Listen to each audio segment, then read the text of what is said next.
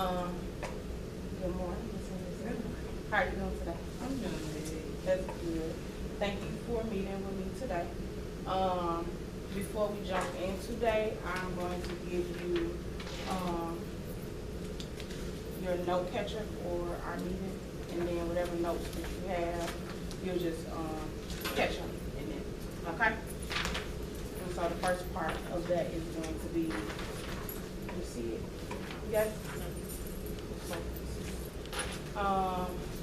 So before we jump in today, I want to go over and celebrate some mastery.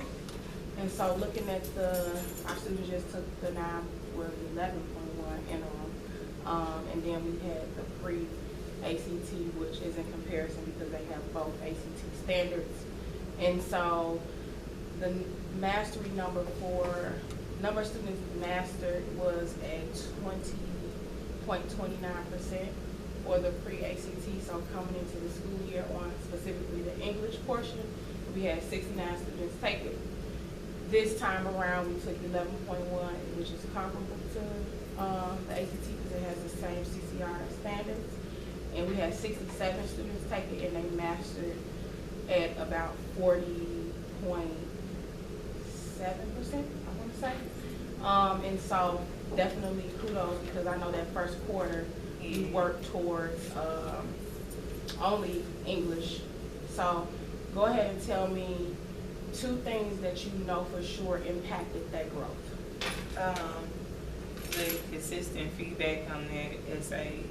So the English section is essentially the grammar piece. And when I even looked at the data, the highest standard that they got was the grammar piece. So I think like that constant reinforcement.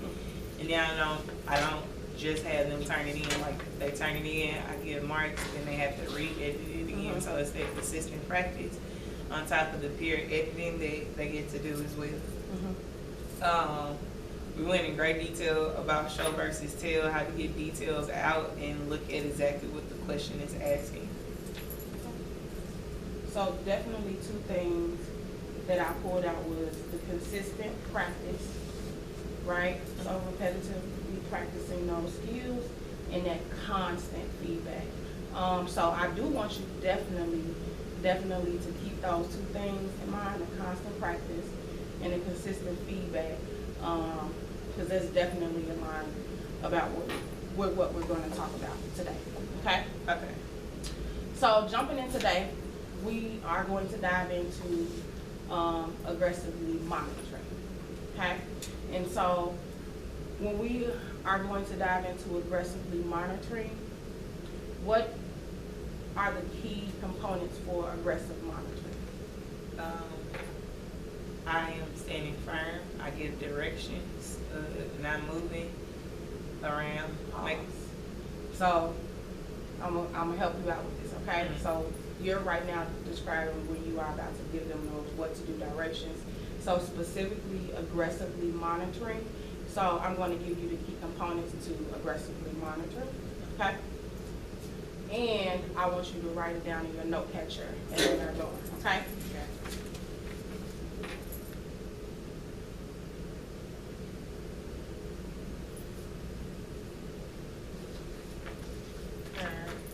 Ready to go?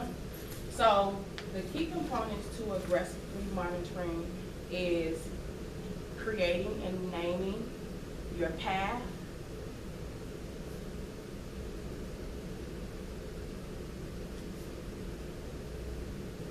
naming your laps to the students, Say that again. and naming your laps to the students.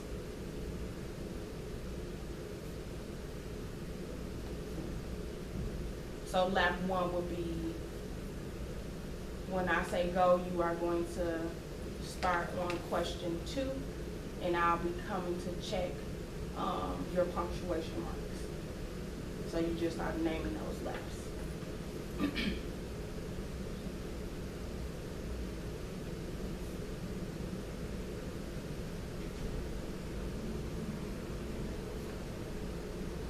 The third one would be to give student feedback.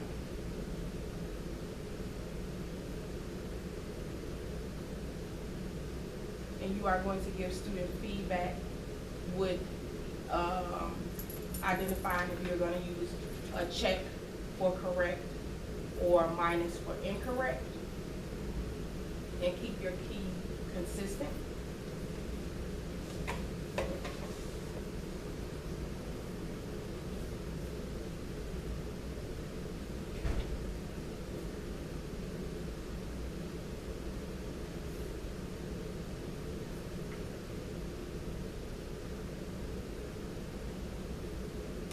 And then last and finally is to collect data.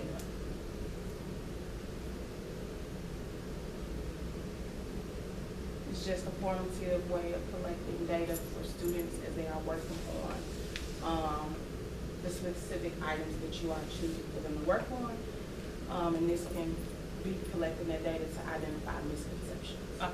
So you can address them. Okay? Okay. So now, I gave you aggressively monitoring and the key components and the criteria for success for aggressively monitoring. So now I'm gonna give you 30 seconds to look over those, and then tell me what will be the impact of aggressively monitoring with those criteria for success.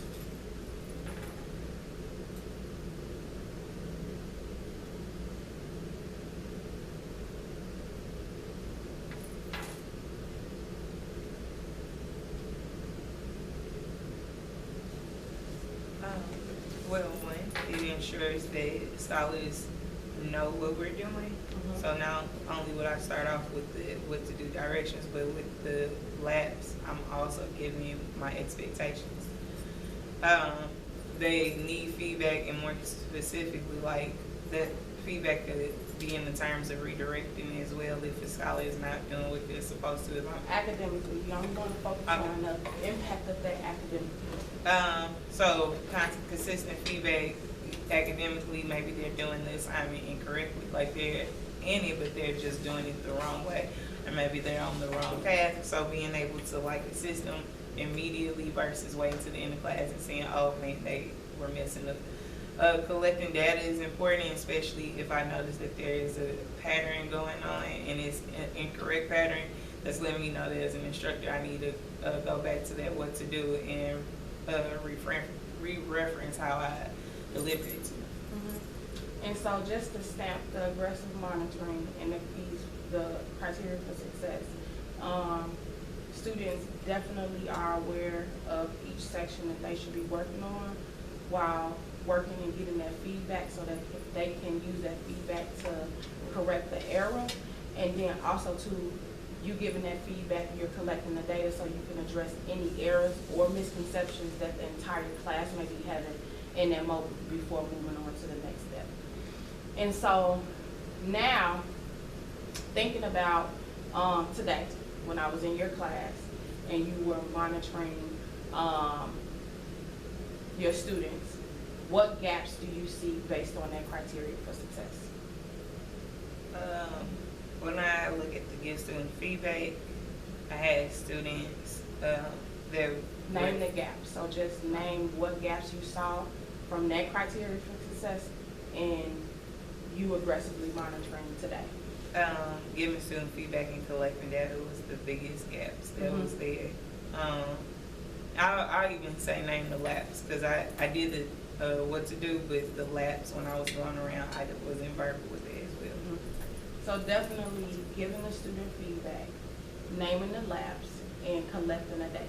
And so missing those components, not being able to give students that feedback so they can make corrections, naming the gaps so students can actually know what you are looking for and when you are looking for it, and 3, collecting that data so that you can use that data that's going to inform you on what you should be focusing on with the students when doing a mini reteach or pausing to adjust a misconception that students may be having overall. Gotcha. Okay? Yep.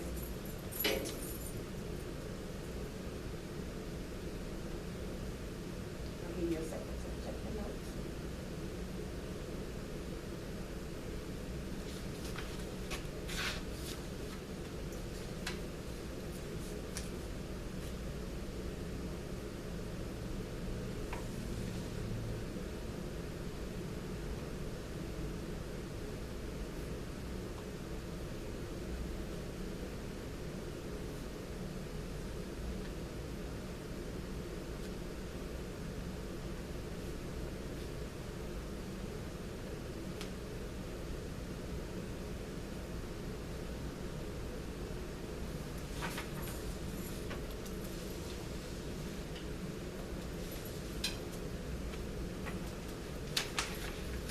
So now, based on what we've already talked about, what do you think your action step is going to be moving forward?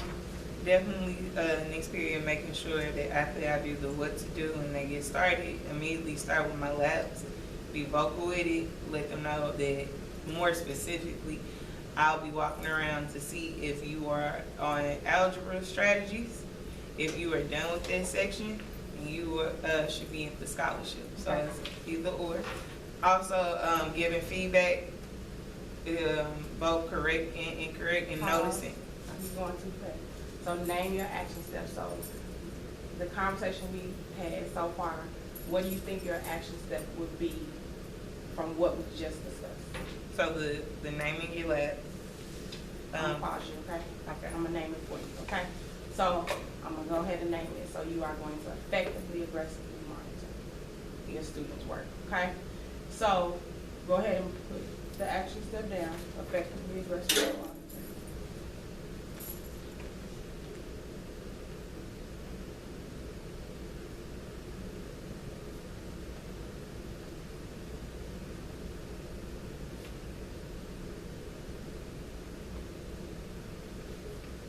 And with that action step, the keys for effectively implementing that, it would be to name and create a monitoring path in class.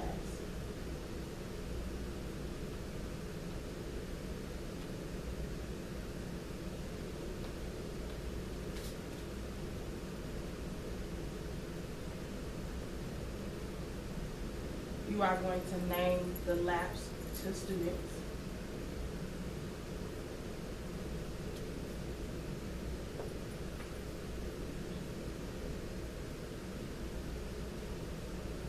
You are going to give feedback, specifically using a check or for correct and a minus for incorrect. And this will be named to students as well. And when we talk about minus for ink, we're strictly academics. So, Yes. okay. That's for you, Monica. So when you are moving on that paper and the answer should be A, instead they put C, you put a minus. Okay. And the students will know, hey, I need to go back and revisit this because it's incorrect. Gotcha. So it's not a demerit. No. Okay. Gotcha. No. And then the fourth and final piece will be to collect data.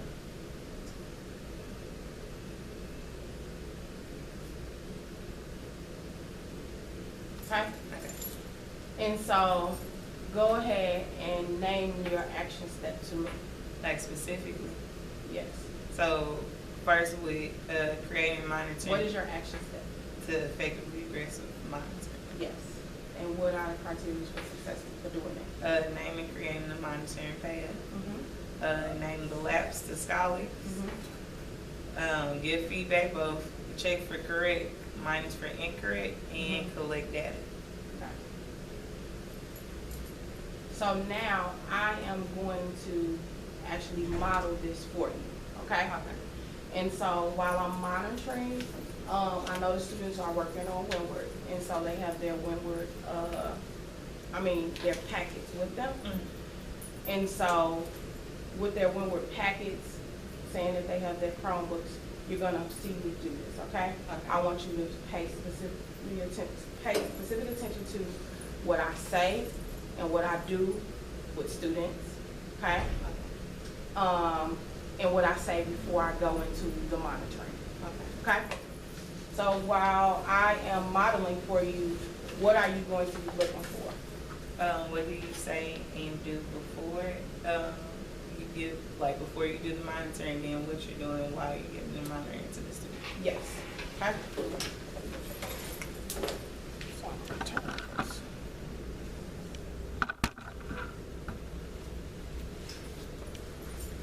Okay, class, let me have your attention in 3, 2, 1.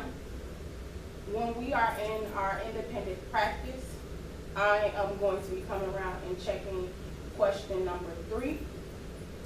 And I'm going to give you feedback with a check, meaning correct, a minus, meaning incorrect. And then if needed, I'll give you more feedback that is written on your document. And I will start with this side and make my way around to the other side of the class and hold your questions for the end, but I will be coming around. Go silent and solo.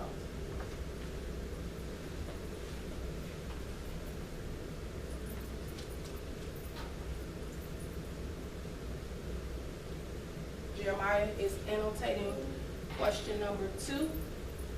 He's even annotating each question choice.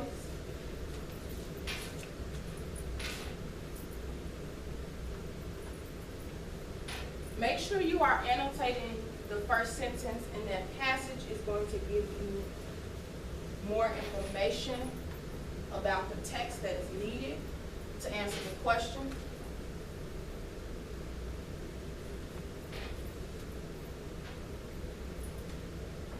Thank you, Kara, for annotating question 2, the passage and the answer choices.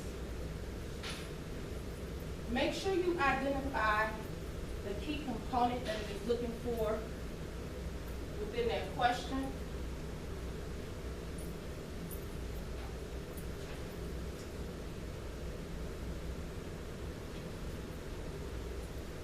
As I'm coming around giving feedback, I notice that a lot of you are not annotating the questions. Make sure you are annotating your questions. That will help you determine what is the distractor.